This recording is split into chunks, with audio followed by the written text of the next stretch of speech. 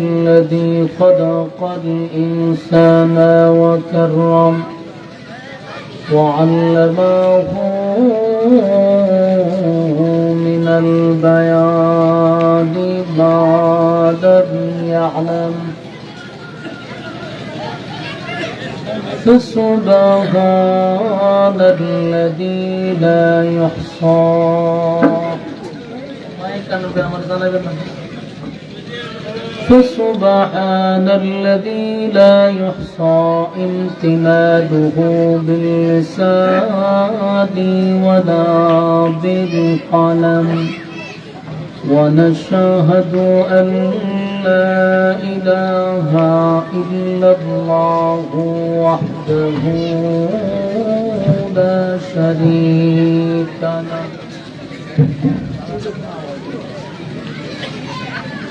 وأشهد أن سيدنا وسندنا وحبيبنا ومولانا محمدا عبد الله ورسوله أرسله بالحق بشيرا ونذيرا وداعيا إلى الله بإذنه وسراجا منيرا أما بعد فأعوذ بالله من الشيطان الرجيم وقت আনলেন হলি hospital mic দিয়েছেন আপনাদের দাম এরপরে বলবেন যে হুজুর মাইকটা ওয়াশ করে নেন উনি সাউন্ড সেটিংটা করছে উনি যেহেতু জানেন মনিটর নাই তা আপনি স্টেজে কভার দিবেন না এটার মাঝে দাঁড়ে গিয়ে কি কথা বলবে দাঁড়ে গিয়ে কথা বলা সম্ভব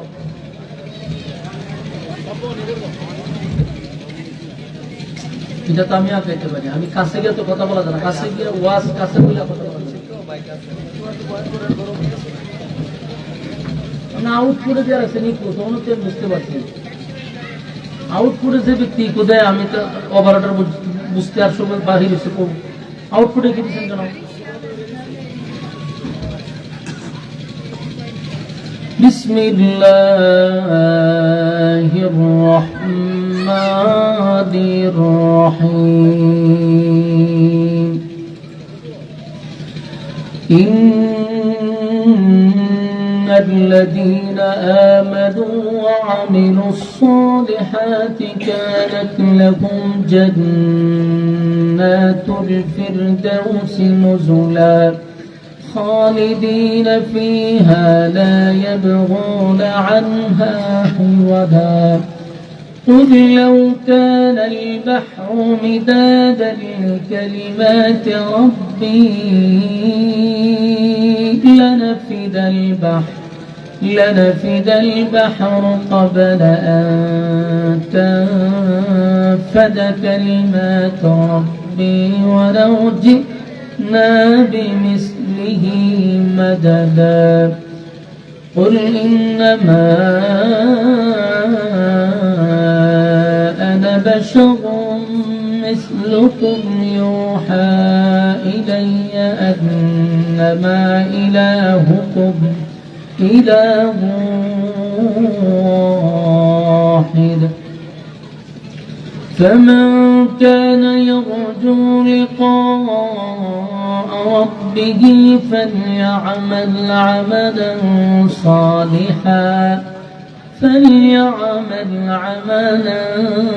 صالحا ولا يشرك بعبادة ربه أحدا صدق الله العظيم درود الشريف قرن اللهم صل على محمد وعلى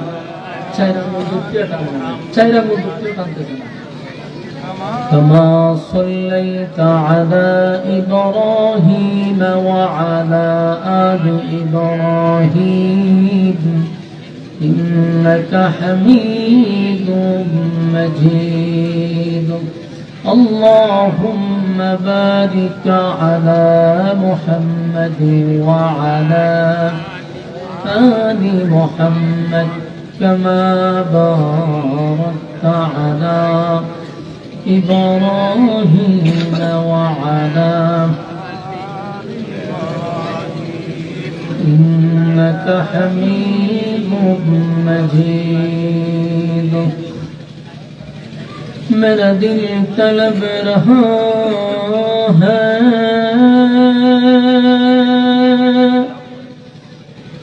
मेरे जल रहा है सीना ये दवा वही मिलेंगे मुझे ले चलो मदीना बनौहा العلا بكماله كشف التجى بجماله حسنت جميع خصاله صلوا عليه الحمد لله শাহপুর মুন্সিবাড়ি একতা উন্নয়ন সংগঠন এর উদ্যোগে মরহুম আব্দুল ওয়াহিদ মুন্সির স্মরণে ওয়াজুদওয়ার মাহফিলের সম্মানিত সভাপতি জনাব আলহাজ মোহাম্মদ আওলাদ হোসেন জুন্নুন মুন্সি। আজকের মাহফিলে আরও আছেন জনাব কলিম উল্লাহ দুর্বাজ সাহেব। আজকের মাহফিলে আলোচনা করছেন হযরত মাওলানা শেখ মুফতি মুস্তাক আহমদ বুল্লিবি সাহেব। আয়োজিত আজকের মুফতি সানাউল্লাহ বিন ইসমাইল সাহেব সহ অতিথিবৃন্দ, মুআজ্জাজ মুকাররম হযরত উলামায়ে কেরাম, উপস্থিত নওজোয়ান তরুণ যুবক ভাইরা, উপস্থিত নওজোয়ান ভাই সবাইকে দৃষ্টি আকর্ষণ করে বলছি, পরিবেশটা একটু সুন্দর করেন, মেহেরবানি করে বাচ্চাদেরকে একটু সরাইয়া দেন। এই যে দেখেন আপনাদের সামনে, এই যদি হয় অবস্থা, এই যে আলোচনার মাঠ না খেলাধুলার মাঠ, এটা আমার একটু জানাইবেন ইনশাআল্লাহ। আপনারা যারা রাস্তার বাইরে আছেন, দুই একজন যান, ওইখানে যান, পোলাপানগুলো দৌড়াই দেন। ওই এরারে খেলতে গেলে ওখানে মাঠ আছে, ওখানে খেলাধুলার ব্যবস্থা করে দেন, মেহেরবানি করে। আর আপনারা যারা এখানে দাঁড়ায় আছেন, একটু বসে যান ভাই। আপনারা বসলে কথা বলার মতো একটা পরিবেশ তৈরি হলে আমারও কথা বাড়িবে। এখানে এইভাবে যদি খেলাধুলাও চলে, ওয়াজও চলে, মেহরবানি করে একটা পরিবেশ তৈরি করেন। আর যারা স্বেচ্ছাসেবক আছেন, দায়িত্বে যারা আছেন, আপনারা ওই পর্দার সামনে দাঁড়ায় থাকেন, এখানে বাচ্চাদেরকে ঢুকতে দিয়েন না, মেহরবানি করে বসে যান, বসে যান। মাশাআল্লাহ, আপনারা যত এলোমেলো থাকবেন, বক্তার কথা জীবনও গোছালো হবে না, কথা এলোমেলো হবে, একটা কথার সাথে একটা মিলবে না। যেন আপনারা যত সুন্দরভাবে বসবেন, আলোচকের কথা গোছালো হবে। আমাদের মাঝে মধ্যে কথা এলোমেলো হয় এই শ্রোতাদের কারণে। মেহরবানি করে আপনারা বসে যান। এই প্রচন্ড ঠান্ডার মধ্যে আপনারা আরামের বিছানা ছাড়ছেন, নরমাল বিছানায় বসছেন, ব্যবসা বাণিজ্য ছাড়ছেন, রাস্তাঘাটের আড্ডা বাদ দিচ্ছেন, দিয়ে এখানে বসছেন একমাত্র দিনই কথা শোনার উদ্দেশ্যে, ঠিক না? এই জন্য আমরা মনোযোগ দিয়া শুনবো। আর দায়িত্বশীল যারা আছেন, আপনাদের দায়িত্ব হলো আশেপাশে যেন বাচ্চারা কথা না বলে, খেলাধুলা না করে, অন্তত এই দায়িত্বটা পালন করেন। এই চিল্লা চিল্লা আর এক মিশিং, এটা কি কারেন্ট নাই? কারেন্ট নাই এলাকাতে, নাই কারেন্ট গেছে গা? হ্যাঁ, আচ্ছা, অসুবিধা নেই, বসে। মেহরবানি করে আমরা বসে যাই, কথা আমরা না বলি। এই যে পোলাপান গুলা নিজেও আর শুনতো না, কাউরে শুনতেও দিবে না। এই জন্য দায়িত্বশীল যারা প্রত্যেকটা জায়গাতে দাঁড়ায় থাকেন। আপনাদের এই এলাকায় একটা মাহফিল আজকে, আজকে কি আড্ডা মারার দিন বলেন, গল্প করার দিন? প্রতিদিনই তো আড্ডা চলে, প্রতিদিনই গল্প চলে। তো আজকে একটা মাহফিলের দিন আমি আড্ডার না মারলাম। যদি আমি বাচ্চা থাকি, মনে করেন আগামীকাল পর্যন্ত যদি আপনারা বাচ্চা থাকেন, আজরাইলে যদি আপনারা না নেয় আর আপনারা যদি টিক্কা থাকেন, গল্প আড্ডা আপনারা কালকেও মারতে পারবেন, ঠিক না? কিন্তু কালকে বাচ্চা থাকলে কি মাহফিলটাতে বসতে পারবেন? কোনো সুযোগ নেই। তাহলে বেঁচে থাকলে গল্প করতে পারবেন, বেঁচে থাকলে মাহফিলটাতে বসার কোনো সুযোগ নাই। তাই এই দিকটা খেয়াল করে রাস্তাঘাটের আড্ডা গল্প বাদ দিয়ে আমরা প্যান্ডেলটাতে বসে যাই। মাহফিলটাও প্রতিদিন হবে না, আর আমি আপনাদের এখানে প্রতিদিন আসবো না। তাই মেহেরবানি করে আমরা রাস্তাঘাটে যে পরিমাণ লোকেরা অনর্থক গল্পতে ব্যস্ত, তারা প্যান্ডেলের ভিতরে চলে আসেন। আর এই বাচ্চা তোমরা পিছনে যাবো না, পিছনে গিয়ে বসো। আবার সাহেব এসে আমার ভাই তোমার বলতে আল্লাহর ওলি উঠো না করে পিছনে কেনা আসবে, হ্যাঁ উড়া না উঠা দুজন উঠা, কথা শুনে না কত জ্ঞান। হ্যাঁ বেড়া উঠো, পিছনে যাও, পিছনে যাও। বসে অনেক বন্ধুরা কথা বলতেছে, বসে না কোনো কথা বলতো না। একটা পরিবেশ নাই মাহফিলটার মধ্যে কথা বলো, সামনে বইয়া কথা বলতেছে, পিছন দিয়া প্যান্ডেলের বাইরে দিয়া। মেহেরবানি করে মুরব্বী যারা আপনারা আমার সামনে বসেন, তাহলে আমার কথা বলতে ভালো লাগবে। এই বাচ্চা কাচ্চাদের সামনে দেন, বইয়া আড্ডা মারে কথা বলে, এখানে বসে কথা বলা শুরু করছে। তোমরা একটু ফাঁকো, ওই সাথে যাও, ফাঁকো, একজন দ্বারা একজন বসো না, দুনিয়ার কথা আয়া সামনে বসে বলে বসেন। আমি আপনাদের সামনে সূরা কাহাফের শেষ অংশটুকু তেলাওয়াত করছি। এই আয়াতগুলির থেকে আপনাদের সামনে কিছু কথা বলবো। আল্লাহর হস্তে আপনারা মনোযোগ দেন, মনোযোগ দেন, দিয়া কথাটা শুনেন। একটা কথাও কোরআনের বাহিরে হবে না ইনশাআল্লাহ। কোন গিচ্ছা কাহিনী কাল্পনিক গল্প আমরা বলবো না। কোরআন থেকে যেহেতু কথা বলবো, এখন আমরা মনোযোগ লাগবে। আল্লাহর হস্তে আমরা মনোযোগ নষ্ট না করি। বাচ্চাগুলারে আদর করে পিছনে নিয়ে বসাই দেন। এরা ছোট মানুষ, এরা আমার মতো বুঝে না, কথা বলবেই, এটা এরা অভ্যাস। সূরা কাহাফের যে আয়াতগুলি আমি তেলাওয়াত করছি, এই আয়াতগুলিতে আল্লাহ প্রত্যেকটা মানুষকে সুসংবাদ দিয়ে রাখছে। যারা ঈমানদার তাদের জন্য সুসংবাদ আছে, সুসংবাদ দিছে আমাদেরকে। এখন এই সুসংবাদটা কি? যে আল্লাহ রাব্বুল আলামিন কোরআনে কারীমে বলেন যে কানাত লাহুম জান্নাতুল ফিরদাউসি নুজুলা, আমি জান্নাতুল ফিরদাউসের মেহমান বানাবো।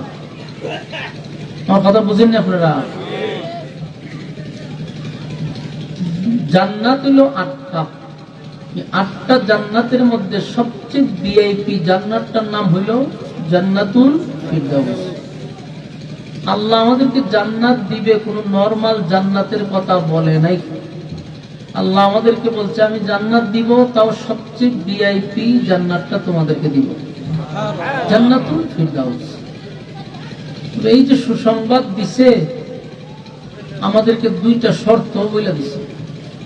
2 শর্তের বিনিময়ে এই সুসংবাদ। জান্নাত দিব, তবে শর্ত হইল 2টা। এই 2 শর্ত যদি পালন করো, তাহলে আমি তোমাদেরকে ভিআইপি জান্নাতটা দিয়ে দিব। শর্তটা আমাদের জানার দরকার আছে কি?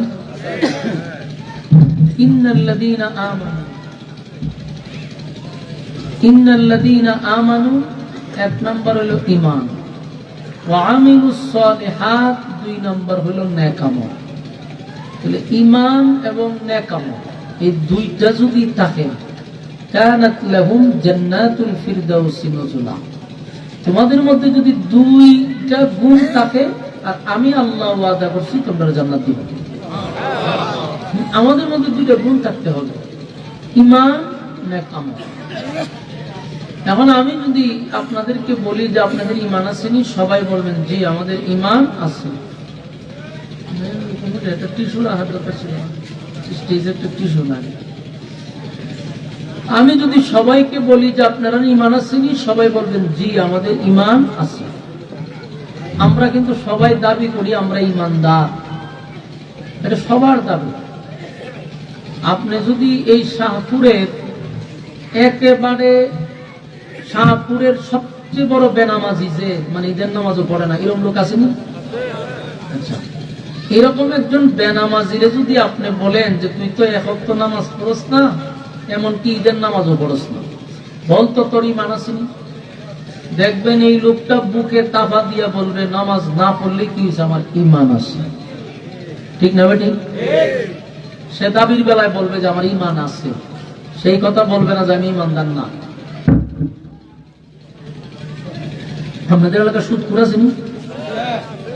সুদ করে জিগায় যে তুই যে সুদ কাজ তোর ইমান আসেনি, সেও বলবে সুদ খাইলে কি ইমান আছে। ঘুষ করে জিগাবেন, সেও বলবে আমার ইমান আছে। সবাই নিজের ইমানদার দাবি করে, ঠিক না বেটি? ইমানদার দাবি করে, কেউ নিজের বেঈমান দাবি করে না। তাহলে আল্লাহ যে বলছে তোমরা ইমান এবং নেক আমল, ইমান আনো নেক আমল করো, ইমান আনো নেক আমল করো। যেমন কেউ কি নিজের আর বেঈমান দাবি করে? সবাই তো ইমানদার, কেউ নিজের বেঈমান দাবি করে। মানে এই যে আমরা দাবি করতেছি আমরা ইমানদার, নিজের ইমানদার দাবি করি, সুদও খাই, ঘুষও খাই, বেনামাজি, বেপরদা, হ্যাঁ সব চলতেছে, আবার দাবিও চলতেছে আমি ইমানদার। আল্লাহ বলেন এই দাবি কইরা যে তোমরা ইমানদার দাবি করছো, এই দাবি আমি তোমাদেরকে জান্নাত দিব না। বলুন শুধু দাবির নাম ইমান না কাজের নাম ইমান? কাজ করে দেখাইতে হবে যে আমি ইমানদার। ইমানের পরীক্ষা আসবে, প্রত্যেকটা মুমিনের জন্য পরীক্ষা আসবে। পরীক্ষায় যারা পাস করবে আল্লাহ তাদেরকে জান্নাত দিবে। আমি যদি সবাইরে বলি সবার দাবি তো ইমানদার, কিন্তু এই দাবি হবে না, তাহলে কার মতো ইমান আনতে হবে? আল্লাহ বলে দিছে আমিনু কামা আমানান নাস, আমিনু কামা আমানান নাস, ঈমান আনো ওই মানুষদের মতো। আল্লাহ বলছে ঈমান আনো ওই মানুষদের মতো। ওই মানুষ কারা? যারা ঈমানের পরীক্ষায় ফার্স্ট ডিভিশনে পাস করছে, যারা ঈমানের পরীক্ষা দিছে। যেমন আমিনু কামা আমানান নাসের ব্যাখ্যা আব্দুল্লাহ বিন তামের হতে পারে, আমিনু কামা আমানান নাসের ব্যাখ্যা ফেরাউনের বউ আসিয়া হতে পারে, আমিনু কামা আমানান নাসের ব্যাখ্যা ফেরাউনের দাসী হতে পারে, আমিনু কামা আমানান নাসের ব্যাখ্যা সাহাবায়ে কেরাম হতে পারে। কেন? সবাই ঈমানের পরীক্ষা দিচ্ছে। আল্লাহ বলেন তোমরা ঈমান আনো ওই মানুষদের মতো যারা ঈমানের পরীক্ষায় উত্তীর্ণ হয়েছে। দাবির বেলায় ঈমানদার আর কাজের বেলায় ঈমানদার। সাহাবায়ে কেরামদের ইতিহাস পড়ো, তারা মুখে দাবি করে না ঈমানদার, তারা ঈমানের পরীক্ষা দিয়া জীবন দিছে, ঈমান দেয় নাই। আমার কথা বুঝেন? আল্লাহ না জানে, আপনার ওয়াজিও নেন নাকি আল্লাহ জানে। মনোযোগ দিয়ে শুনতেছেন নি? দাবির বেলায় কি ঈমানদার? যারা আমরা দেশের অনেক মানুষ নামের আগে যা লাগায় দেয় আশেক রাসূল, অমুক আশেক রাসূল। আরে ভাই তুই যদি নবীর আশেক হস তাহলে এই সাইনবোর্ড লাগাই লাগতো না, লেখাও লাগতো না। পাত থেকে মাথা পর্যন্ত দেখলেই বোঝা যাবে লোকটা নবীর আশেক। কিন্তু হ্যাঁ নবীর আশেক তো নামের শেষে লাগাই দেয় আশেক রাসূল, কিন্তু পাত থেকে মাথা পর্যন্ত নবীর সুন্নতের বংশ নাই। তাহলে এটা ভণ্ড না? কথার কাছে কি নাই? ভণ্ড। তোর মধ্যে নবীর সুন্নত নাই, নবীর তরিকা নাই, নামাজ নাই, রোজা নাই, ফর্দা নাই, হালাল নাই, তুই লাগাইছ আশেক রাসূল। আধা ঘন্টা খাসা খঞ্চিতা বাইরিলে একদম শুরু হয়ে যাবো না। এই ভণ্ডামি ছাড়তে হবে। তাহলে বোঝা গেল নামের শেষে লাগানোর দরকার নাই, সুরত দেখলে মানুষ বুঝবে যে এটা নবীর আশেক। ঠিক তেমনি ভাবে ইমানদার দাবি করলে চলবে না।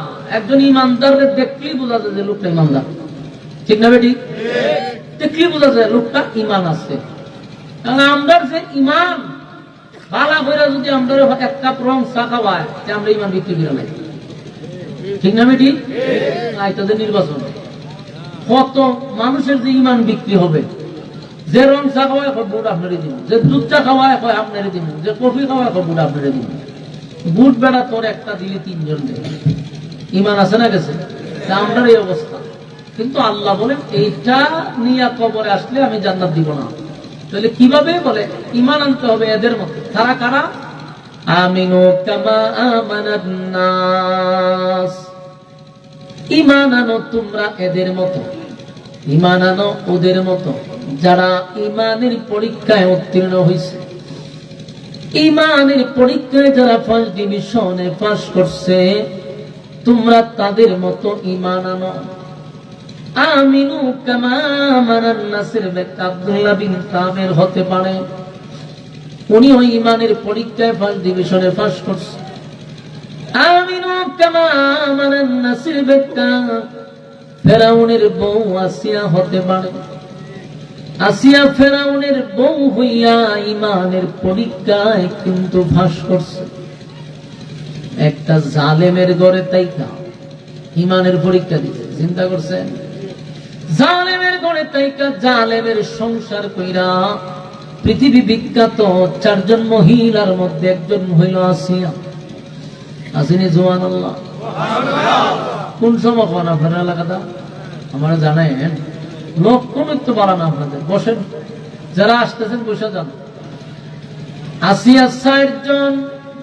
গোটা পৃথিবীতে আল্লাহ যে সমস্ত মহিলাদেরকে সিরিয়াল নাম্বারে রাখছে এর মধ্যে একজন হল আসিয়া। আসিয়া কিন্তু বউ ছিল ফেরাউনের। ফেরাউন না ভালো মানুষ আছে? ফেরাউন জালেম ছিল। এত বড় জালেমের সংসার করলো ফেরাউন। ফেরাউনের ঘর সংসার করছে আসিয়া, জালেমের ঘর। এই আসিয়া ইমানের পরীক্ষায় পাস করছে রে। ফেরাউন মানুষকে দূরে দূরে ফেরাক মারত। কথা বুঝতেছেন? একটু হা না কুয়েন, কারণ আপনারা আমারে জানছেন আমিও পাগলের মতো আছি। যারা কইছেন আমার রিসিভ করে তো তারা জিজ্ঞাসা, এক জায়গায় আপনারা এখানে 40 মিনিট এক জামো বুঝে আইছি, জামো পাগলের মতো আইছি। আপনারা এখানে আমি আগ্রহ নিয়ে আসছি। আমার বয়ান ছিল 10টা, ঠিক না? আপনারা কমিটি আমার জোর করে বলছে যে বাবুই হোক আপনারা আসার করে দিতে। আমার আরেক জায়গায় 10টার সময় প্রোগ্রাম, হেই মাহফিলরে কিভাবে ম্যানেজটা করতেছে আমার হ্যাঁ হাত বাবুদের ম্যানেজ করে আপনারা আসাটা করাচ্ছি। কথা বুঝছেন নি? তো আমি আপনার থেকে বেশি আগ্রহ, কিন্তু আপনারা যদি এখন এখানে হতেন খারিতে আমরা সুপি করেন তাহলে আমার মনে কষ্ট যে আমি আইলাম তাড়াহুড়া করে ফ্যান্ডেলটা যদি সুন্দর মতো একটা গুছাই থাকতো, আমারও বয়ান করতে আগ্রহ থাকতো। আর সবচেয়ে বড় মুসিবত হইল আমরা আনার সময় একটু মাইকের ব্যাপারে সতর্ক থাকা দরকার। যে কোনো জায়গাতে আমরা বসাই দিয়ে এখন এটাতে যারা শ্বাস টানে, কথা বুঝতেছেন? এই আরেক যন্ত্রণা। বুঝে যান, আপনারা যত সুন্দর করে বসবেন আমার কথা বলার আগ্রহ বাড়বে।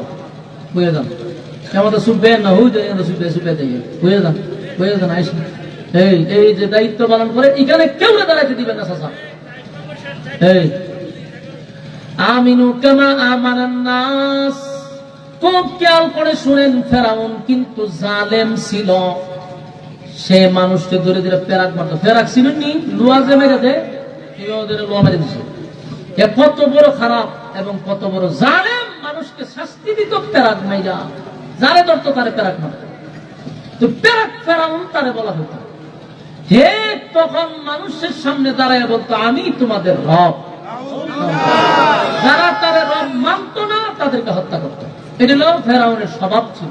রব মানবি না তো তোর হত্যা করত। তো ফেরাউনের বড় একজন কাজের মহিলা থাকতো। এই মহিলা ফেরাউনের খোদা মানে না। চিন্তা করছেন, ফেরাউনের খায়, ফেরাউনের ঘর থাকে। সারা এলাকার মানুষ, দেশের মানুষ তারে খোদা মানে, কিন্তু ফেরাউনের ঘরের দাসিয়ে তারে খোদা মানে না। ফেরাউনের মাইয়া গিয়ে আব্বা এই মহিলা তো আপনারে খোদা মানে না। ফেরাউনে হয় বড় নাকি? গ্রেপ্তার করছে। গ্রেপ্তার করে বলল যে আমার ঘরে থাকস, আমার খাস, আমারে খোদা মানুষ না। বলে না, তুই খোদা হওয়ার কোন যোগ্য না।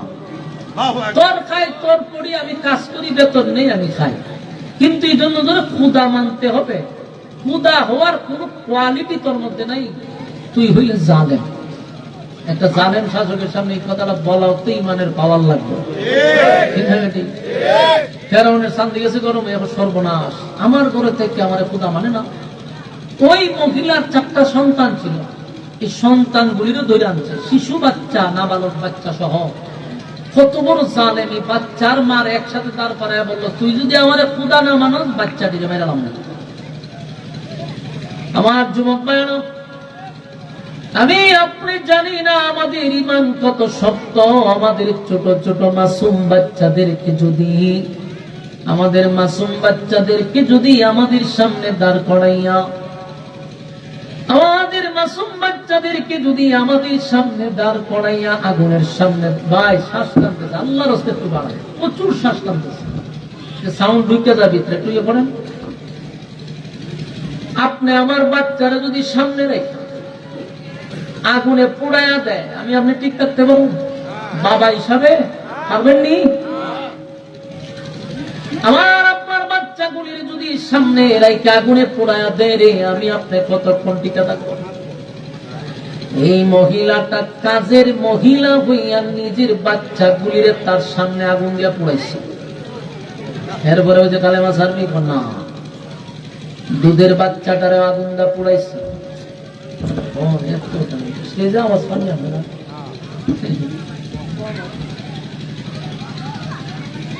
নিজের বাচ্চাগুলোরে আগুন দিয়া পুড়াইছে। ছোট বাচ্চাটা যারা দুধ খায় এটারও আগুন দিয়া পুড়াইতেছে, গরম তৈলের মধ্যে বাচ্চা ছেড়ে দিচ্ছে। এরপর ইমান কারে কয়? আল্লাহ দেবে যে আমিনু কামা আমানান নাস, তোমরা এদের মতো ইমান আনো। কেন কইছে? এরা ইমান দেখেন, বাচ্চারে পুড়ায় দিছে। মহিলা কয় আমার বাচ্চাগুলারে 100 বার আগুনে পুড়া, কিন্তু ইমান ছাড়বো না। ইমান আমিনু কামা আমানান নাস, ইমান আনো ওই মানুষদের মতো যারা ইমানের পরীক্ষায় তারা উত্তীর্ণ হয়েছে, ইমানের পরীক্ষায় যারা পাস করছে তাদের মতো ইমান আনো। মহিলাটারেও হত্যা করছে। এই মহিলাকে যখন হত্যা করল, হত্যা করার পরে ওই ফেরাউন নিজের বউ আসিয়ার কাছে গেছে, গিয়া গর্বের সাথে বলতে লাগলো, আসিয়ারে আমাদের ঘরের যে কাজের মহিলা ছিল এই মহিলাটাকে আমি হত্যা করছি। আসিয়া ভাই কেন হত্যা করলি? হ্যাঁ আমারে খোদা মানে না, আমার খায় আমার পড়ে কিন্তু আমারে খোদা মানে না। আমার খায় আমারে খোদা মানে না, এই জন্য হত্যা করছি। আসিয়া কয় খুদার কি এরকম চরিত্র তাহার কথা যে একজন মানুষ তোর খুদা মানে না, এই জন্য তুই তার হত্যা করবি। আসলে তুই একটা জালেম, তুই খোদা হওয়ার যোগ্য না। আসিয়া বলতেছে একটা নিষ্পাপ বাচ্চাকেও তুই ছাড়লি না, 4টা বাচ্চাকে হত্যা করলি, মাটাকেও হত্যা করলি, তোরে খোদা বলে নাই এই জন্য। তাহলে আমিও স্পষ্ট বক্তব্য দিলাম, আমিও তোরে খোদা মানি না। আসিয়া স্বামী ফেরাউনের সামনে দাঁড়ায়া বলছে আমি তোরে খোদা মানি না। খোদা হওয়ার কোন কোয়ালিটি তোর মধ্যে নাই, খোদা হওয়ার কোন কোয়ালিটি তোর মধ্যে নাই। কারণ যিনি খোদা হয় তার জন্ম নাই, যিনি খোদা হয় তার মৃত্যু নাই, যিনি খোদা হয় তিনি জন্ম দেয় না, জন্ম নেয় না। لم يلد ولم يولد, আমি আল্লাহ কারো কাছ থেকে জন্ম নেই না, কাউরে জন্ম দেই না। ولم يكن له كفوا أحد, আমার সমতুল্য কেউ নাই। তাহলে এখানে খেয়াল করেন আল্লাহ জন্ম দেয় না, জন্ম নেয় না। মালিকের সমতুল্য কেউ নাই। ফেরাউন জন্ম দিছে, ফেরাউন জন্ম দিছে, ফেরাউন ঘুমায়, ফেরাউন খায়, ঠিক না বেটি? মালিকের ঘুম নাই, মালিকের তন্দ্রা নাই, মালিক ঘুমায় না, মালিক খায় না। আমার আল্লাহর ঘুম নাই। লা তাখুযুহু সিনাতুন ওয়ালা নাওম,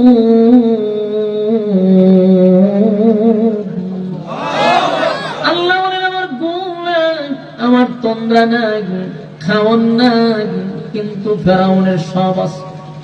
আসিয়া ভাই ফেরাউন রে তুই খোদা হওয়ার কোন যোগ্য না, খোদা হওয়ার কোন যোগ্যতা তোর মধ্যে নাই। খাস ঘুমাস, সন্তান জন্ম দেয়, সন্তান জন্ম নেস, তাই তোরে কোনদিন খোদা মানা যায় না। আমি তোরে খোদা মানি না। আমার রব যিনি, উনি জন্ম নেয় না, উনি জন্ম দেয় না, উনার সমতুল্য কেউ নাই, উনি এক অদ্বিতীয়। আমি একত্ববাদী খোদার উপরে ঈমান আনছি। মুসা পয়গম্বরকে নবী হিসাবে আমি মেনে নিছি, আমি তোরে খোদা মানি না। ফেরাউনে হয় সর্বনাশ, সারা দেশে আমি খোদা খোদা হয়ে দাবি করি, আর আমার ঘরে আমার খোদা মানে না। খুদার বউ খুদি, খুদার বউ খুদি। তো খুদা যদি ফেরাউন হয়, খুদি হবে আসিয়া। ফেরাউন হবে আমি খুদা, আমার খুদি আমার খুদা মানে না। এখন এটা যদি মানুষ জানে যে আমার বই আমার খুদা মানে না, তাহলে তো আমার পুরা দেশে লাড়া পড়ে দিল। ফেরাউন গেছে পরামর্শ করতে, কার সাথে? হামাইনার সাথে। এটা সাইমসা আছে, এই সাইমসার লোকে গেছে পরামর্শ করতে।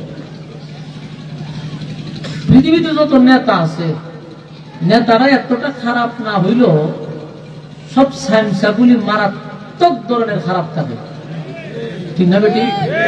নাম্বার 1 বদমাশটা হইল সাইমসাটি। যত আকাম কুকাম আছে সব সাইমসাটি করে। তো ফেরাউনের এক সাইমসা আছেন হামান, হে সব বুদ্ধি নিত হামানের থেকে। হামানে বুদ্ধি দিছে যে দুস্থ এটা তো মারাত্মক অন্যায়, বউ যেহেতু তোমার খুদা মানে না, এই কথা যদি লিক হয় মানুষ জানে তোমার খুদাই গিরি শেষ। অল্প দুস্থতে কি করতে আসিয়ারে কঠিন থেকে কঠিন শাস্তি দিতে। কি বুদ্ধি দিছে? আসিয়া হইল সাধারণ কোন মহিলা নয়, এই মহিলার শাস্তি দিতে। শাস্তিটা কি? আসিয়া ইজ্জতের ভয় করে বেশি, আসিয়ারে মানুষের সামনে উলঙ্গ করে দিতে। চিন্তা করেন কত খারাপের খারাপ এই সাইমসা। তো ফেরাউনদের কথা শুনতো, ঠিক আছে বুদ্ধি একবারে খারাপ না, যে আসিয়ারে গ্রেপ্তার করছে। আসিয়ারে বলল, আসিয়া সারা দেশের মানুষ আমার খুদা মানে, তুমি আমার বউ, আমার বড় তাকো, আমার খাও।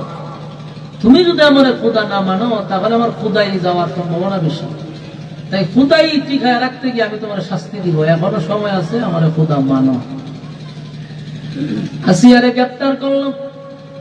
আসিয়া কয়, আমার যদি তুই মৃত্যুদণ্ড দেস, তারপর তোর মতো এরকম জালেম রে আমি খোদা মানব না, খোদা ডাকবো না। ফেরাউন আসিয়ারে নির্যাতন শুরু করলো, কাঠের সঙ্গে শুয়াইয়া আসিয়ার হাতে পেরাক মারছে, পায়ে পেরাক মারছে। শুধু এখানেই শেষ নয়, আসিয়ার শরীর থেকে কাপড় সরানো শুরু করছে। আসিয়া একটা চিৎকার দিয়া বলে, মালিক, সবচেয়ে বড় একটা নিয়ামত আমার ইজ্জত। আল্লাহ জালেমের বাচ্চাগুলি আমার ইজ্জত নষ্ট করে দিল, মানুষের সামনে আমারে উলঙ্গ করে দিল, আমি আর বরদাস্ত করতে পারলাম না। আসিয়া আসমানের দিকে তাকায়া চিৎকার দেয়া হয়, মালিক উলঙ্গ করে দিল ইমানের জন্য, ইমানের জন্য, ইমানের জন্য। মৃত্যু পর্যন্ত আপনি আমার ইমানের হেফাজত রাখেন। আসিয়া মালিকের কাছে দরখাস্ত করছে, আল্লাহ ইমানের উপরে আমার অটল রাখেন। ফেরাউন বারবার কইব, এখনো সময় আছে, কালেমা ছেড়ে আমারে খোদা মেনে নাও। আসিয়া কয়, জীবন থাকতে তোরে খোদা মানব না, তুই জালেম, জালেম কোনদিন খোদা হয় না। নির্যাতন বাড়াইয়া দিল আসিয়া, তারপরেও ইমান ছাড়ে নাই। শেষে কি করলো? আসিয়ারে এর থেকে আরো কঠিন শাস্তি দিতে লাগলো। শরীরের চামড়া গুলি টেনে টেনে উঠাইয়া নিচ্ছে। বুঝতেছেন কথা? জীবন্ত মানুষের শরীর থেকে যদি চামড়া উঠাইয়া নেওয়া হয়, এটা কি সহ্য করা যায়? এমন কঠিন থেকে কঠিন শাস্তি আসিয়ার দেওয়া শুরু করছে ইমানের কারণে। কেন রে? ইমান আনলো, চামড়া তুলে ফেললো। আসিয়া কয়, মালিক আর সহ্য যে করতে পারলাম না, আর সহ্য করা যায় না। আল্লাহ আপনার পাশে আমার একটা ঘর বানায়া দেন, আল্লাহ আপনার পাশে আমার একটা ঘর বানায়া দেন, আপনার পাশে আমার নিয়ে যান। আল্লাহ রাব্বুল আলামিন আসিয়ার দরখাস্ত মঞ্জুর করলেন। কিছুক্ষণ পরে ফেরাউন বড় একটা পাথর লইয়া আসিয়ার মাথার সামনে দাঁড়াইছে। দাঁড়ায়া তাকায়া দেখে আসিয়া আসমানের দিকে তাকাইয়া তাকাইয়া মুস্কি মুস্কি হাসে। ফেরাউন ডাক দেয়া হয়, আসিয়া রে, মরনা পড়লো এমন কঠিন মুহূর্তে তোমার চেহারার মধ্যে মুস্কি হাসি দেখা যায়, এটা কিভাবে সম্ভব হয়? মৃত্যুর দ্বার প্রান্তে এত কঠিন শাস্তি তোমাকে আমি দিলাম, যে শাস্তি মানুষ সহ্য করার মতো না, কিন্তু তোমার মুখের মধ্যে মুস্কি হাসি দেখা যায়। কারণটা কি আসিয়া জানতে পারি? আসিয়া বলে, ফেরাউন রে, আমি যা দেখি তুই তা দেখস না। আল্লাহর কাছে আমি দরখাস্ত করছিলাম, মালিক যেন তার পাশে আমার নিয়ে যায়, আমার জন্য তার পাশে একটা ঘর বানায়া দেয়। আমি আসমানের দিকে তাকায় আছি, আমার মালিক আমার চোখের সামনে জান্নাতের বালাখানা তুলে ধরছে। জোরে কোন সুবহান। আমিনু কামা আমানান নাস। আল্লাহ বলেন, ঈমান আনো ওই মানুষদের মতো, আসিয়ার মতো ঈমান আনো, যে আসিয়া এত শাস্তি পাওয়ার পরেও ঈমান ছাড়ে নাই, ঈমান ছাড়ে নাই, ঈমান ছাড়ে নাই। এই জন্য আল্লাহর নবী বলেন, পৃথিবী বিখ্যাত একজন মহিলার নাম হলো আসিয়া, যে আসিয়ার সঙ্গে আমার নবীরে আল্লাহ জান্নাতে বিবাহ করায়া দিবে। আসিয়া সাধারণ কোন মহিলা নয়, ফেরাউনের কাছে মাথা নত করে নাই, একটা জীবন্ত মানুষের শরীর থেকে চামড়া উঠায়া দিছে। এরপরে ঈমান ছাড়ে নাই, ঈমান ছাড়ে নাই, ঈমান ছাড়ে নাই। কিছুক্ষণের ভিতরে আসিয়ার মাথার মধ্যে একটা পাথর ছেড়ে দিছে ফেরাউন, মাথাটা থেতলে গেছে। আসিয়া শাহাদাত বরণ করছে, কিন্তু ঈমান বিক্রি করে নাই। সুবহানাল্লাহ। আমার যুবক ভাইরা, আল্লাহ কিন্তু আমাদের সঙ্গে ওয়াদা করছে, আল্লাহ ওয়াদা করছে, কানাত লাহুম জান্নাতুল ফিরদাউসি নুজুলা। আল্লাহ আমাদের সঙ্গে ওয়াদা করছে, কি ওয়াদা করছে? আমি তোমাদেরকে জান্নাতুল ফিরদাউসের মেহমান বানাবো। আল্লাহ ওয়াদা করছে জান্নাতুল ফিরদাউসের মেহমান বানাবে, জান্নাতুল ফিরদাউসের মেহমান বানাবে। তবে আল্লাহ শর্ত দিল দুইটা, দুই গুণে গুণান্বিত হইলে পড়ে। আমার আল্লাহ শর্ত দিছে কয়টা? এই ক্যামেরাম্যান সাহেব, আমাদের ঘুরে না, কেন ঘুরাইতে? কেন কোটি কোটি মানুষ হয়ে গেছে না? আমার যুবক ভাইরা, দিলের কান লাগায় শুনেন, আল্লাহ বলেন, কানাত লাহুম জান্নাতুল ফিরদাউসি নুজুলা। দুইটা গুণে গুণান্বিত হইলে আমি তোমাদেরকে জান্নাত দিব। মালিক যখন জান্নাতের কথা বলল রে, নরমাল জান্নাত দিবে এমনটা বলে নাই। 8টা জান্নাতের মধ্যে মালিক আমাদেরকে জান্নাতুল ফিরদাউস দিবে ওয়াদা করছে, কিন্তু বান্দারে শর্ত দিছে কয়টা? আরো জোরে। দুই শর্ত যদি বান্দা বান্দি পালন করতে পারো, দুইটা গুণে গুণান্বিত হইয়া যদি কবরে আসো, ওয়াদা দিলাম জান্নাত দিব। 1 নাম্বার হলো ঈমান, 2 নাম্বার হলো নেক আমল। কিন্তু মুখে মুখে মুখে মুখে সবাই ঈমানদার, সুদখোরও কয় আমি ঈমানদার, ঘুষখোরও কয় ঈমানদার, বেনামাজিও কয় ঈমানদার, বেপরদাওয়ালাও কয় ঈমানদার, চাঁদাবাজেও কয় ঈমানদার, টেন্ডারবাজেও কয় ঈমানদার। আছে না নাই? আছে না নাই? তাহলে দাবির বেলায় কি ঈমানদার হওয়া যাবে না? হ্যাঁ, দাবির বেলায় ঈমানদার হওয়া যাবে না। ঈমানদার যদি হতে হয়, আমিনু কামা আমানান নাস, ঈমান আনো ওই মানুষদের মতো। ওই মানুষ বলতে আল্লাহ কি বুঝাইলেন? যারা অতীতে ঈমানের পরীক্ষা দিছে রে, তাদের মতো ঈমান আনো, তাদের মতো ঈমান আনো। আমার যুবক ভাইরা, এখানে সাহাবায়ে কেরামদেরকেও বোঝানো হয়েছে, কারণ সাহাবীরা ঈমানের পরীক্ষা দিছে রে, ঈমানের পরীক্ষা দিছে, কিন্তু ঈমান দেয় নাই। সুবহানাল্লাহ। ঈমান দিছে, কালেমা পড়ার অপরাধে, কালেমা পড়ার অপরাধে সাহাবীদের গলার মধ্যে রশি লাগাইছে, মরুভূমি দিয়া রশি লাগাইয়া মরুভূমি দিয়া টানছে, কিন্তু ঈমান ছাড়ে নাই। এত নির্যাতন করছে, যেমন আপনারা শুনছেন হাবশী বেলাল জিহ্বার মধ্যে প্যারাক পর্যন্ত মারছে। বেলালের জিহ্বা টান দিয়া বাহির করে, বেলালের জিহ্বার মধ্যে প্যারাক মারছে, যেন আমার মালিকের নাম না নিতে পারে। বলুন বেলাল কি ইমান ছাড়ছে? কালো বেলাল রে মারতে মারতে লাল করত, কিন্তু বেলাল ইমান ছাড়ে নাই। খাব্বাব রাদিয়াল্লাহু তাআলা আনহুকে জ্বলন্ত কয়লার মধ্যে শোয়া রাখছে। জ্বলন্ত কয়লা এইটার মধ্যে শোয়া রাখছে, চামড়া গুলি খসে গেছে, গলে গেছে, ইমান ছাড়ে নাই।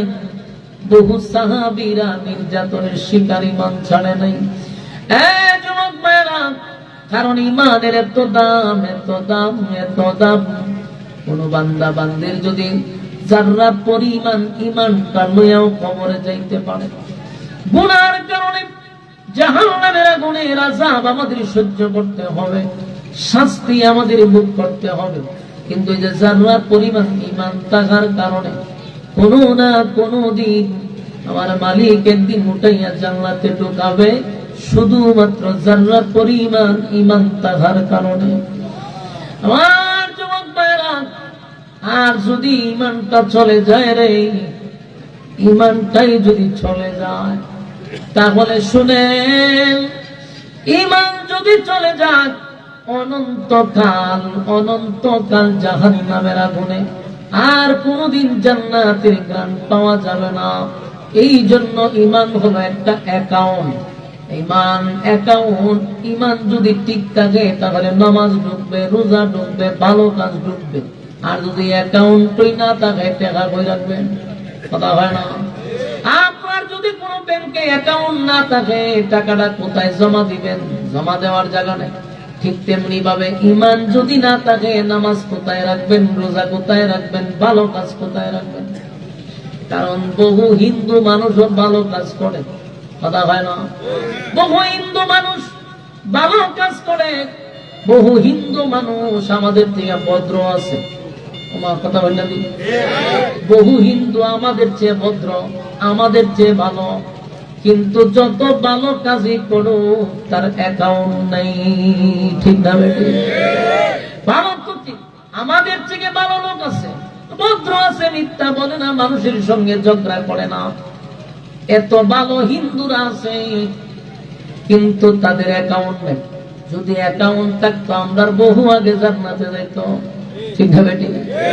কারণ এরা আমরা মতো এত শৃঙ্খল না। আমরা যেইভাবে ওজনে কম দেই, হিন্দুরা এখন ওজনে কম দেয় না। এই জন্য দেখবেন বাংলাদেশে হিন্দুরা ব্যবসা কইরা তারা আমরা থেকে অনেক উপরে। ঠিক না বেটি? আমাদের এলাকার খবর জানি না, আমাদের এলাকাতে সব হিন্দুরার দোকানে ভিড়, মুসলমানের দোকানের মানুষ নাই। কেন? যে আদর্শ আমাদের মধ্যে থাকার কথা ছিল, নবীর আদর্শ আমাদের মধ্যে থাকার কথা ছিল, এটা হিন্দুরা লেগে গেছে। হেরার মধ্যে আদর্শ আছে, আমরার মধ্যে নাই। খালি এদের অ্যাকাউন্ট যদি থাকতো, মানে ইমানটা যদি থাকতো, এরা জান্নাতে যেত। কিন্তু আমাদের অ্যাকাউন্ট আছে, আমরা নেক আমল নাই, আমরা রিচার্জ করা হয় না, এখন ভালো রাখছে। আমার অনেকের যে অ্যাকাউন্টই নাই, এটার খবর নাই, কোন কথায় অ্যাকাউন্ট শেষ, হ্যাক হয়ে গেছে, বুঝতে পারে না। ঠিক না বেটি? কোন হামটা ইমান শেষ করে লিছে নিজেও জানে না। বহু মানুষ হাসরের মাঠে দাঁড়াবে, বহু মানুষ দাঁড়াবে, কিন্তু দেখা যাবে তার অ্যাকাউন্ট নাই, ইমান নাই। নিজের ইমানদার মনে কইরা কবরে গেছে, গেছে ইমান নেই। কারণ এমন কথা বলি, এমন কাজ করি, আমার ইমান থাকে না। ঠিক না বেটি? আপনি যদি আ জায়গায় বে জায়গায় সেজদা মারেন, ইমান থাকতো? আ জায়গায় বে জায়গায় সেজদা মারলে যেমন ইমান থাকে না, আল্লাহ ছাড়া কারো কাছে তাকাইলে চাইলেও ইমান থাকে না। কথা বুঝতেছেন? আপনি যদি আল্লাহ ছাড়া কারো কাছে চান, ইমান থাকবো? আওয়াজে বোঝা যায় যে এই রোগে আক্রান্ত আছে। এই রোগে বহু আক্রান্ত এখানে আছে, মাশাআল্লাহ। না, আমরা চাইলে বুঝতে পারি, আওয়াজে আমি সব করতে পারি। তবে যারা এই রোগে আক্রান্ত, আপনাদেরকে বলি, আমার ইমানি দায়িত্ব, তাই আমি আপনাদের কান পর্যন্ত পৌঁছায়া দেওয়া।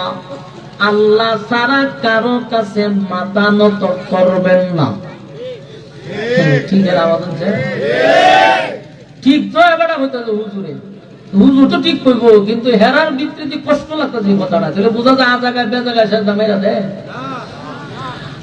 কথাগুলি মনোযোগ দিয়ে শোনা দরকার। আল্লাহ ছাড়াই মাথা কারো কাছে নত করবো না, 1 নাম্বার। 2 নাম্বার হলো আল্লাহ ছাড়া কারো কাছে চাইব না। সন্তান দেওয়ার মালিক কে? কোন বাবাই কি সন্তান দিতে পারে? কোন বাবাই সন্তান দিতে পারে না। ব্যবসায় বরকত দেওয়ার মালিক আল্লাহ। কোন বাবা ব্যবসায় বরকত দিতে পারে না, তাই কারো কাছে চাইবো না, চাইবো কার কাছে? আমার জীবন, আমার মরণ, আমার নামাজ, আমার রোজা, আমার হজ, আমার যাকাত সব কিছু কার জন্য? ইন্না সলাতি ওয়া নুসুকি ওয়া মাহইয়ায়া ওয়া মামাতি লিল্লাহি রাব্বিল আলামিন। আমার রবের জন্য, আমার যুবক ভাইরা, তাই মাথা যদি জায়গায় বেজাগায় টেকায়া দেই, ইমান চলে যায়, ইমান চলে যায়। আমরা যদি কারোর কাছে গিয়া বলি বাবা আমাকে একটা সন্তান দেন, সাথে সাথে ইমান চলে যায়। আর কোন বেঈমান কোনদিন জান্নাতের গ্রাম পাবে না। আল্লাহ যে বললেন কানাত লাহুম জান্নাতুল ফিরদাউসি নুজুলা, আমি তোমাদের কি জান্নাতুল ফিরদাউস দান করব। শর্ত তো দিলাম ঈমান আর নেক আমল। ঈমানটা হইল সবচেয়ে গুরুত্বপূর্ণ। ঈমান যদি না থাকে রে, তাহলে দুনিয়াও হারাইলাম, পরকালও হারাইলাম। দুনিয়াও শেষ, পরকালও শেষ। কারণ মানুষ দামি হয় দুই গুণের কারণে, ঈমান আর নেক আমলের কারণে। কথা হয় না? ওয়ালাকাদ কাররামনা বানি আদম, আল্লাহ ভাই আদমকে আমি সবচেয়ে সম্মান আর মর্যাদা দিয়া বানাইছি। আরেক জায়গায় আল্লাহ বলেন উলাইকা কাল আনআমি বাল হুম আদাল। আল্লাহ বলেন চতুষ্পদ জানোয়ারের চেয়ে মানুষ নিকৃষ্ট। কথা কি বুঝতেছেন? এক জায়গায় আল্লাহ বলছে মানুষ সৃষ্টির শ্রেষ্ঠ, আরেক জায়গায় হয় কুত্তা বিলের চেয়েও তোরা নিকৃষ্ট। এক জায়গায় বললো মানুষ সৃষ্টির শ্রেষ্ঠ, আরেক জায়গায় বলছে কুত্তা বিলের চেয়ে নিকৃষ্ট। এখন কেউ যদি মাদ্রাসায় না পড়ে, তাহলে হে বলবে আল্লাহর কথা তো দুই জায়গার দুই রকম, ঠিক না? কেমন বাউল্লা বুঝি না? কথা হয় না? কেন বেশি লেখাপড়া করছে 5 পর্যন্ত, তাহলে হে কি 5 পর্যন্ত করি কোরআনের ব্যাখ্যা বোঝা সম্ভব? 16 বছর মাদ্রাসা ধরে এখন আমরা কিছু বুঝি না, এখন বড় বুঝি না কোরআনের। আরে হে 5 পর্যন্ত ঘুরে যা ব্যাখ্যা করে নিতে। কথা বুঝতেছে? আল্লাহ দুই জায়গার যে বলছি না, বোঝার মতো জ্ঞান তো তোর নাই, তো ব্যস্ত তুই লাগাইবি। গাড়ি অনেক দামি, কিন্তু আমি ড্রাইভিং জানি না, আমার তুলে দিয়েছে ড্রাইভিং, গাড়ি থাকবো না। সেই কালের অবস্থা। আল্লাহ বলেন মানুষ সৃষ্টির শ্রেষ্ঠ, আমার আল্লাহ বলেন কুত্তা বিড়ার চেয়ে নিকৃষ্ট। তোমার কাছে লাগে দুই জায়গায় দুই কথা বলছে, তবে এটার ব্যাখ্যা তো আছে। এখন আসুন, মানুষ সৃষ্টির শ্রেষ্ঠ হয় কিভাবে? যার ভিতরে দুই গুণ আছে, ঈমান আর নেক আমল। এই মানুষটার দাম ফেরেশতাদের চেয়ে বেশি। ঈমান আর নেক আমল যার ভিতরে আছে রে, ওই মানুষটা হয় ফেরেশতাদের চেয়ে দামি। আর যার ভিতরে ঈমান নাই, আমল নাই, এই মানুষটা হয় কুত্তা বিলার চেয়ে নিকৃষ্ট। ঠিক না বেটে? ভাই একটু বাড়ান, একটু বাড়ান। আমার 12 বছরও বাস করে ভাই কষ্ট পাইছি না, আজকে আপনার যে কাম করছেন আমার জিন্দিগি শেষ করে লেতেছেন আপনাকে। আমার যুবক ভাইয়ের কথাগুলি খেয়াল করে শুনবেন। আল্লাহ বলেন মানুষ সৃষ্টির শ্রেষ্ঠ হয় দুই গুণে গুণান্বিত হইবে, আর মানুষ নিকৃষ্ট হয় কয়টা না থাকলে। একদম সহজ হিসাব। মানুষ সৃষ্টির শ্রেষ্ঠ ঈমান নেক আমল থাকলে, ঈমান নাই নেক আমল তো কুত্তা বিলের চেয়ে নিকৃষ্ট। ঠিক না বেটি? তাহলে আমার বুঝতে হবে, কারণ আল্লাহ মানুষকে মহব্বত করে বানাইছে, জাহান্নামে দেওয়ার জন্য বানায় নাই। আল্লাহ বলেন মায়া মহব্বত করে বান্দা তোরে বানাইলাম। আমি মানুষ বানাইছি সময় নিয়া, আসমান জমিন সূর্য চন্দ্র গ্রহ নক্ষত্র যা আছে সব হুকুম দিয়ে বানাইছি, সব হয়ে গেছে। কিন্তু 3.5 হাত মানুষটারে আমি আল্লাহ হুকুম দিয়ে বানাই নাই, ধীরে ধীরে ধীরে ধীরে 10টা মাস 10 দিন লাগায় বানাইছি। মহব্বত করে বানাইলাম, সৌন্দর্য বানায়া দিলাম।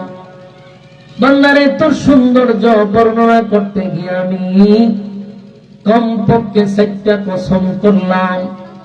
3 ফলের কসম করলাম, জৈতুন ফুলের কসম করলাম, والتين والزيتون وطور سينين وهذا البلد الأمين لقد خلقنا الإنسان في أحسن تقويم এক নম্বর হলো তিন ফলের কসম জৈতুন ফলের কসম সিনাই পর্বতের কসম মক্কা মদিনার কসম চারটা কসম করে বলছে মানুষের যে সুন্দর আমি আল্লাহ কাউরে বানাই নাই বুঝা গেল আল্লাহ কি জাহান্নাম জ্বালাই বলে বানাইছে আরো শুনলে আশ্চর্য হবে পৃথিবীতে যত মানুষ আল্লাহ পাঠাইছে যত মানুষ এখন আছে যত মানুষ আসবে সব মানুষের নামে নামে নামে নামে জান্নাত আছে কথাকে বুঝতে যায় ফেরাউনের নামে জান্নাত আছে নমরুদের নামে জান্নাত আছে সাজ্জাদের নামে জান্নাত আছে আবু জাহেলের নামে জান্নাত আছে সব মানুষের নামে নামে একটা করে আল্লাহ জান্নাত বানাইছে কিন্তু আবু জাহেল কি জান্নাত পাইব না ফেরাউন জান্নাত পাইব না কেন পাবে না আল্লাহ কয় আমি প্রত্যেকের নামে জান্নাত বানাইছি দুনিয়া নামক জায়গায় পাঠাইছিলাম এই জান্নাত প্রত্যেকের নামে দলিল করার জন্য তোমার জান্নাত দিব এটা দলিল করার জন্য দুনিয়া পাঠাইছি এখানে থেকে কাগজপত্র রেডি করো কিন্তু আমরা এলাম জান্নাত নিজের নামে লেখার জন্য আয় আমরা দুনিয়া মস্ত বড় খাও দাও ফুর্তি করো ব্যস্ততে আছি ঠিক না ঠিক আমরা অন্য চিন্তাতে আছি আমরা খাম খাম দিনের খাম রাত্রের খাম অমুক কাম তমুক কাম নিয়ে ব্যস্ত কিন্তু আল্লাহ ভাই আমি দুনিয়া নামক জায়গায় পাঠাইছিলাম চিরস্থায়ী জান্নাতটা তোর নামে লিখে নেওয়ার জন্য অল্প সময়ের জন্য পাঠাইলাম কেন পাঠাইলাম কারণ এই সময় তুই আমি আল্লাহরে সন্তুষ্ট করবি আমি আল্লাহর হুকুম অনুযায়ী চলবি নবীর তরিকায় চলবি জীবন যাপন করবি একটা পরীক্ষা দিবি পরীক্ষায় পাস করবি আমি আল্লাহ চিরস্থায়ী জান্নাত তোর নামে লিখে দিব কিন্তু নাম থাকার পরেও আপনি জান্নাত পাইলেন না কারণ যে কাজের জন্য দুনিয়ায় পাঠাইছে সেই কাজ তো আমি আপনি করি নাই এই জন্য আল্লাহ বলে বান্দারে আমার ওয়াদা আমি জান্নাত দিব কিন্তু শর্ত দুইটা মানতেই হবে ঈমান নামে ঈমান আনলে চলবে না যেইভাবে সাহাবায়ে কেরাম ঈমান আনছে আমরা সেইভাবে ঈমান আনতে হবে ঠিক না বেটি জান্নাত আমাদের মূল টার্গেট থাকতে হবে বলেন জান্নাত কি থাকতে হবে আমাদের মূল টার্গেট হলো জান্নাত জান্নাত যদি আমাদের টার্গেট থাকে তাহলে গন্তব্যে পৌঁছা সহজ আর যদি জান্নাত টার্গেট না থাকে কোনদিন আপনি গন্তব্য পৌঁছবেন না আপনার টার্গেট যদি থাকে আপনি কাজটা করবেনই তাহলে এটা করা সম্ভব আমার যুবক ভাইরা জান্নাত আমাদের আশা আকাঙ্ক্ষার জায়গা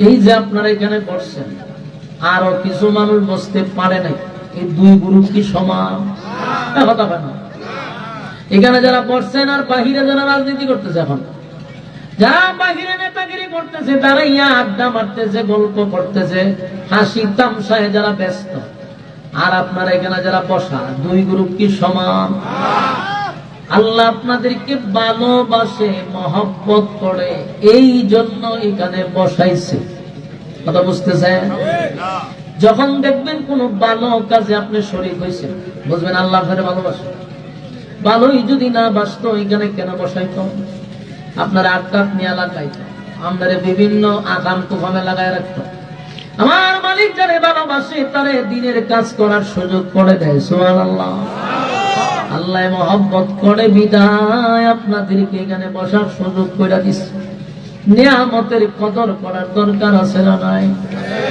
শুকরিয়া আদায় করার দরকার আছে না নাই মালিক আমাদেরকে মহব্বত করে তাই তো ভালো কাজ করার সুযোগ করে দিচ্ছে সুবহানাল্লাহ আমার যুবক ভাইরা এই যেখানে বসলেন উদ্দেশ্য তো জান্নাত দুনিয়ার এই মানুষগুলা যারা আরামের ঘুম হারাম করে নরমাল বিছানাতে বসে এরা কিন্তু কোটি কোটি হাজার কোটি টাকার মালিক না বলুন ওয়াজ মাহফিলে যারা পড়ছেন কেউ কি 100 কোটি টাকার মালিক আছে? কেন টাকাওয়ালারে আপনি বসাইতে পারবেন না। মধ্যবিত্ত ফ্যামিলির মানুষগুলা দিন আনে দিন খায়, মোটামুটি সুন্দর চলে, এমন মানুষ পরকালের প্রতি তাদের আকর্ষণ থাকে, যে দুনিয়ায় কিছু পাই আর না পাই পরকালে যেন একটা শান্তি পাই। ঠিক আল্লাহ ভাই বান্দারে, তাহলে শুন, যদি জান্নাতের টার্গেট থাকে তাহলে আমাদের সব কিছুর দিকে একটাই টার্গেট, এটা হলো জান্নাত। দেখেন জান্নাতের কি আশা সাহাবায়ে কেরাম। বেলাল তো প্রতিদিন আযান দিত, কিন্তু হঠাৎ করে একদিন আযান দেয় হাইয়া আলাল জিহাদ। প্রতিদিন বলে হাইয়া আলাল ফালাহ, হাইয়া আলাস সালাহ, হাইয়া আলাল ফালাহ, নামাজের দিকে আসো, কল্যাণের দিকে আসো। কিন্তু হঠাৎ করে তিনি কয় জিহাদের দিকে আসো, হাইয়া আলাল জিহাদ, জিহাদের দিকে মানুষকে ডাকতেছে। গভীর রজনীতে মাইক দিয়া না, আগে তো মাইক আছে, গলা ওই মাইকের চেয়ে বেশি আছে। হযরত বেলালের আওয়াজ কমপক্ষে 41 কিলোমিটার দূরে যাইত। সুবহানাল্লাহ আসেনি? আমার মাইকের আওয়াজ 1 কিলো যায়নি, 1 কিলো যায় না, আর শুধু গলা 41 কিলোমিটার যাইত। সুবহানাল্লাহ বাড়ি গিয়া বলে হযরত বেলাল গভীর রজনীতে হাইয়া আলাল জিহাদ বলে ডাক দেয়। ঘরের মধ্যে যখন মানুষের কান পর্যন্ত পৌঁছে গেছে, একজন মহিলা ঘরের ভিতরে বেলালের এই আওয়াজ শুনতেছিল। যেই মাত্র শুনছে, বেলাল বলে হাইয়া আলাল জিহাদ। মহিলা এই কথা শোনার পরে চোখ দিয়া পানি ছেড়ে দিছে। একা একা ঘরের ভিতরে চোখ দিয়া পানি ছেড়ে কান্দে। বালিশ ভিজে গেছে, পাশেই তার একটা ছোট বাচ্চা ছিল, পাশে ঘুমায়। মার কান্না শুনে ছোট বাচ্চাটা মার কাছে জানতে চায়, মা গো, গভীর রজনীতে প্রচন্ড ঠান্ডার মধ্যে ঘুমন্ত অবস্থায় তুমি কেন চোখের পানি ছেড়ে দিয়া কান্দ? মা বলে, বাবারে, মনের মধ্যে একটা কষ্ট, তাই আমি কান্দি। মা, গভীর রাত্রে তোমার মনে কেন কষ্ট? বাবা নাই, এই জন্য তোমার মনে কষ্ট। ওই মহিলা ডাকতে বলে, না, গত যুদ্ধে আমার স্বামী দুনিয়া থেকে বিদায় হয়ে গেছে। তোমার বাবা গত যুদ্ধে নবীর সঙ্গে যুদ্ধের ময়দানে গিয়া শাহাদাত বরণ করছে। আজকে 1 বছর পরে আবার ওই বেলাল যুদ্ধের ময়দানে সাহাবায়ে কেরামদেরকে আহ্বান করতেছে, যুদ্ধের ময়দানে তোমরা আসো, নবীর সঙ্গে বেঈমানের যুদ্ধ তোমরা যোগদান করো। সাহাবীরা সবাই যখন কানে কানে পৌঁছে গেল, সবাই কানে কানে এটা পৌঁছে গেছে যে কালকে জিহাদ শুরু হবে, তোমরা যুদ্ধের ময়দানে অংশগ্রহণ করো। শুধু এই কথাটা শুনে মহিলা কান্না শুরু করছে, হাউ মাউ করে কান্না শুরু করছে।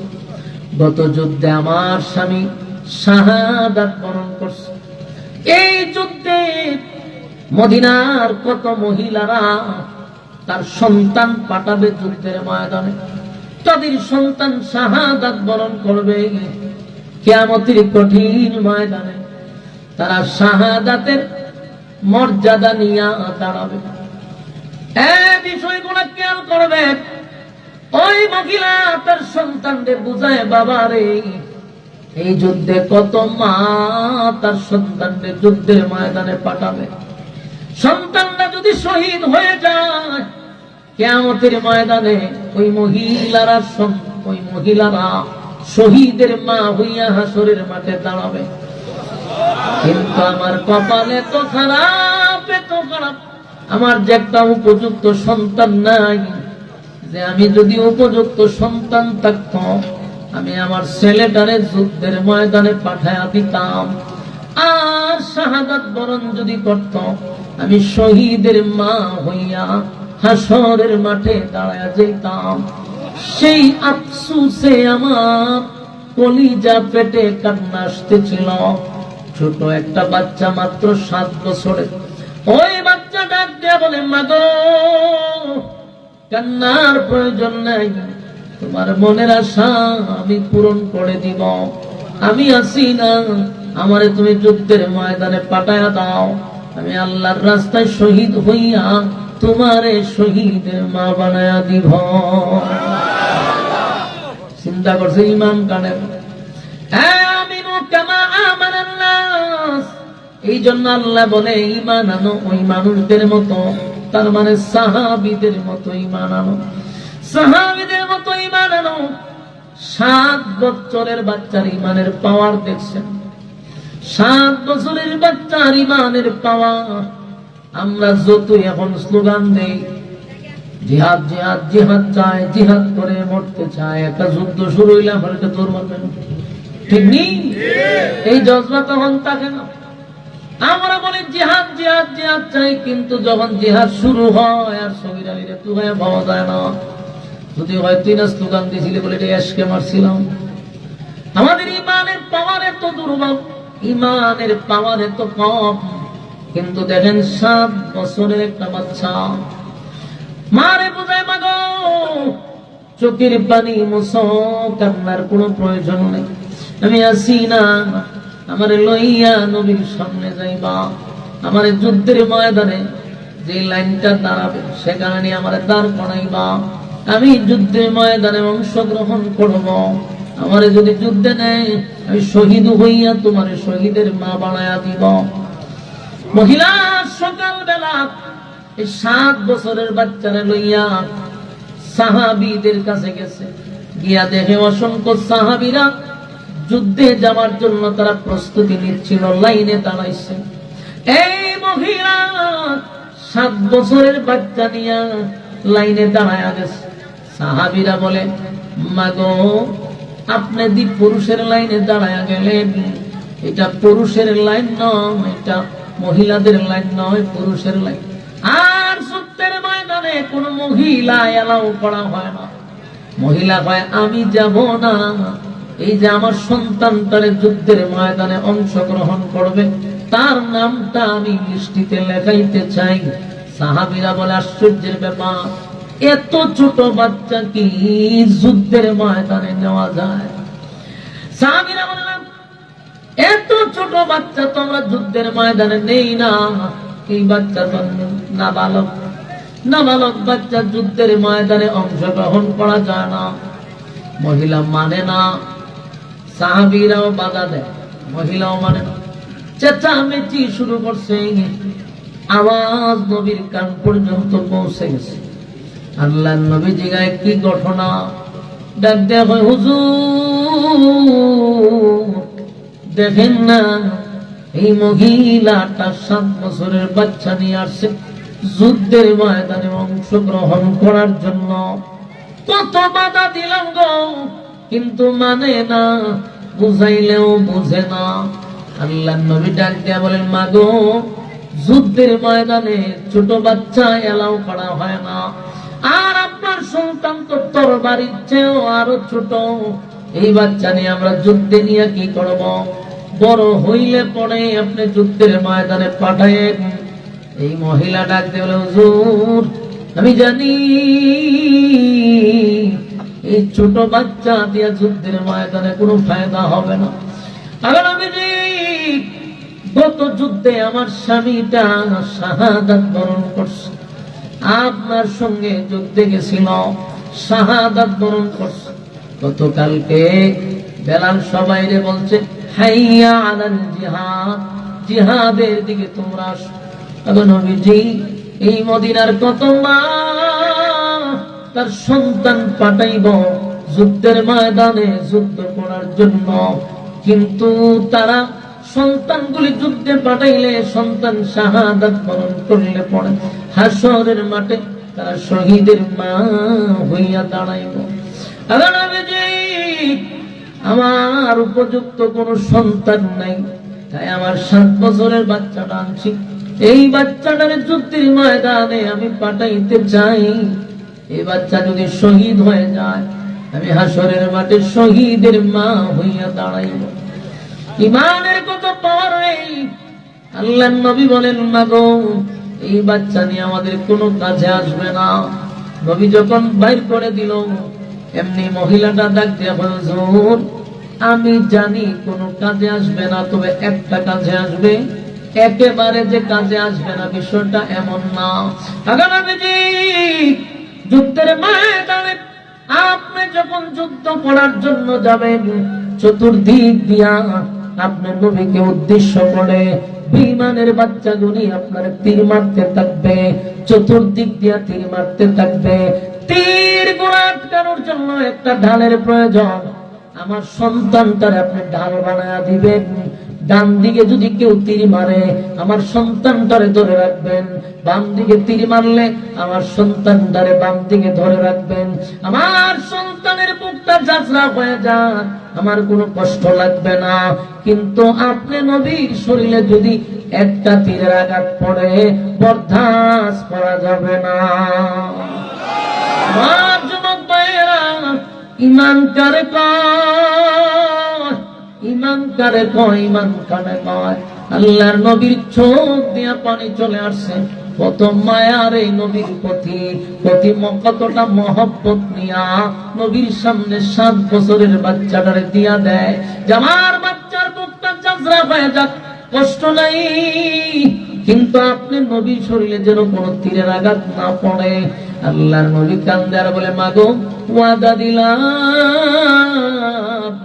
আপনার সন্তান যদি উপযুক্ত হয় যুদ্ধের ময়দানে পাঠায়া দেওয়া হবে।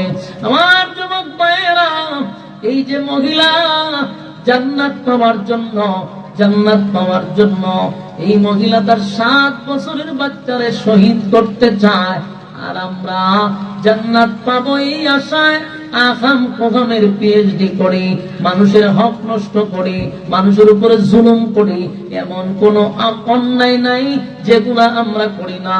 গুনাহের প্রতিযোগিতায় আমরা লিপ্ত। আল্লাহ কয় বান্দারে প্রথম শর্ত দিছিলাম ঈমান, পরের শর্তটা হলো নেক আমল। আমাদের নেক আমলের অবস্থা খুব খারাপ। যেখানে গুনাহ সেখানেই আমাদের প্রতিযোগিতা, যেখানে গুনাহ সেখানে প্রতিযোগিতা, নেকির প্রতিযোগিতা আমাদের মধ্যে নাই রে।